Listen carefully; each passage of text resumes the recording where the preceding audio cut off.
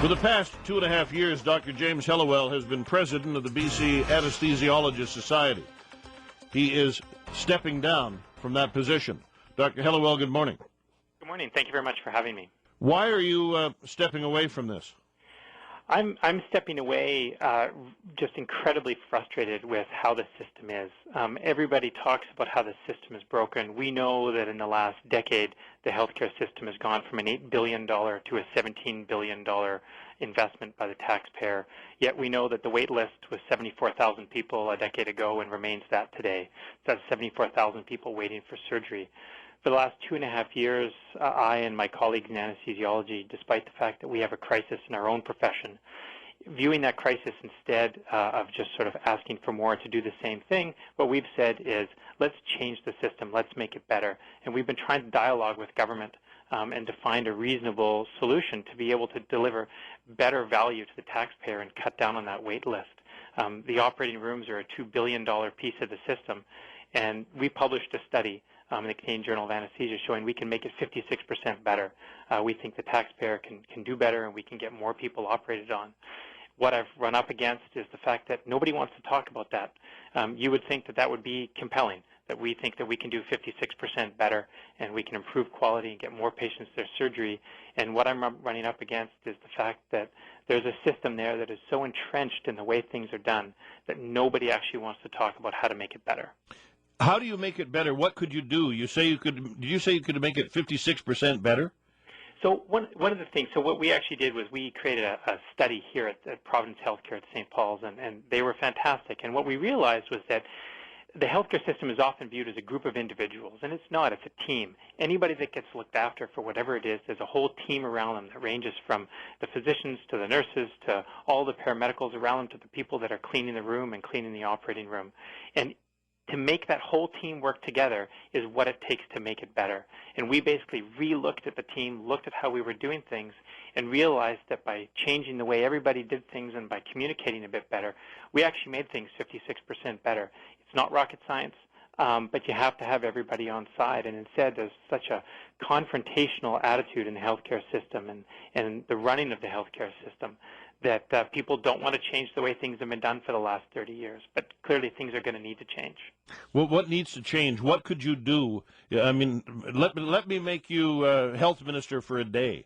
What's the first thing you do?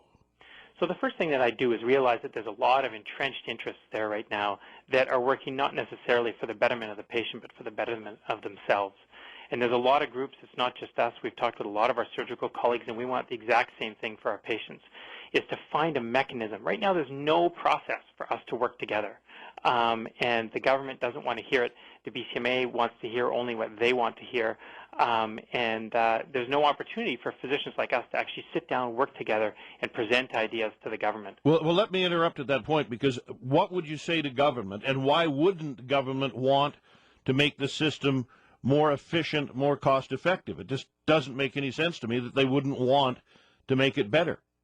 You know, and this is why I'm resigning, is that I'm baffled that nobody wants to hear this. And when I come across big problems and I see big entrenched interests in the system, and I say this isn't right, this isn't the way things are supposed to be, I get gagged and muzzled and say I'm not allowed to say that, and that's deeply disturbing to me. What are you not allowed to say? Well, there's a lot of things that I see in the system, and a lot of real conflicts of interest. And when I've tried to bring them up in the past, I get pulled aside and get told I'm not allowed to say that. And it's very difficult for me to operate in an environment where you can't point out the problems because people refuse to hear them. You know, even as simple a fact as that we have a shortage of anesthesiologists in British Columbia. The Canadian Anesthesiologist Society just released a study that's deeply concerning that shows that we have a 25% vacancy rate when the national average is 4%. They wrote a letter to the Premier and to the Health Minister asking for an independent third party to look at this. And the Premier and the Health Minister have refused. And we don't understand that. We're prepared to talk about anything. We're prepared to have third parties look at everything. And you know, they keep coming back with the same tired statistics that they've always had. They talk about the number of anesthesiologists per capita, and there's a great example.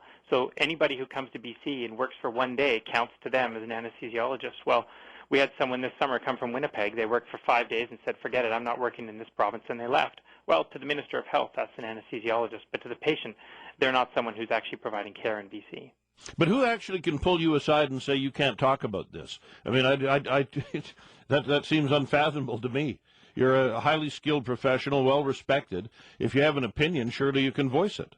Well, unfortunately, you would think that that would be the way that it is, but the way that our licensure works, people can make accusations that to speak disparagingly about the healthcare system is unethical, and they can report you to the licensing body for unethical behavior. But you're trying to fix it.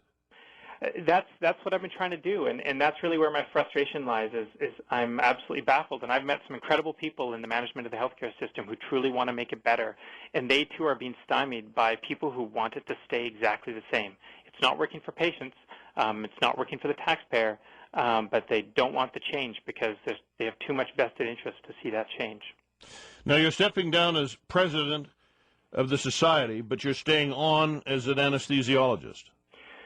For the moment, I'm staying on as an anesthesiologist in British Columbia. I love the job that I get to do. It's a privilege to treat my patients, and I have to be able to get a phone call on Father's Day to do a heart transplant on a young father of twins.